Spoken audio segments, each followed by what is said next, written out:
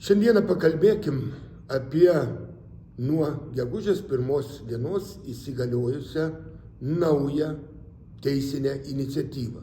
Įstatymu numatyta, kad aplinkos apsaugos darbuotojai keliuose savarankiškai galėtų pradėti stabdyti automobilius ir tikrinti jų dūmingumą. Nustačius padidintą dūmingumą, tiem patiem aplinkos apsaugos darbuotojams suteikta teisė ir pareiga, tiesiog pareiga bausti tiek gyventojus, tiek juridinius asmenys. Ir kartu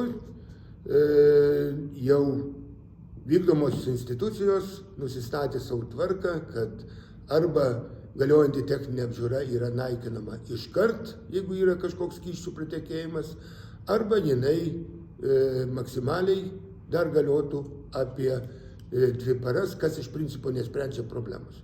Supraskime, ant kiek tai yra gili problema.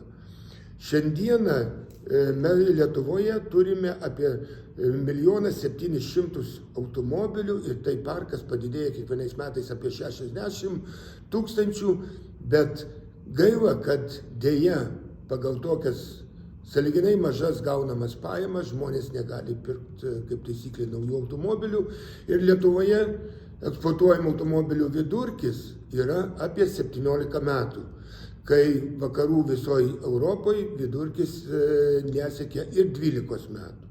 Ir be abejo, kad toks skaičius automobilių ir tokio palyginus ilgos eksploatacijos laikotarpių negali neturėti techninių kartais nesklandumų.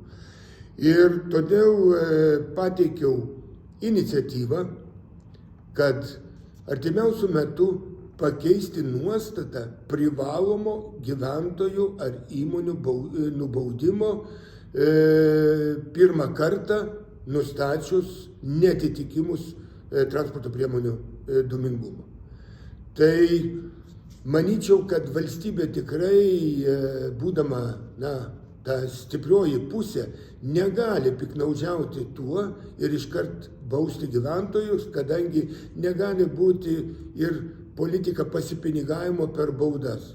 Taigi mes norim, kad kuo mažiau tokių taršių transporto priemonių būtų.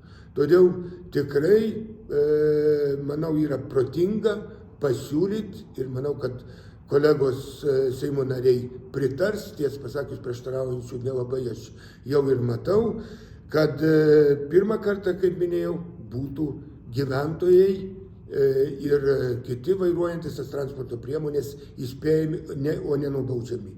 Dar vienas dalykas, tai reikia pagalvoti apie realijas, per kiek laiko galėtų transporto priemonės savininkas, valdytojas, vairuotojas tą padidinto dūmingumo transporto priemonę susiremontuoti ir tik tai toje dalyje papildomai praeiti technikinę apžiūrą ir toliau eksploatuoti.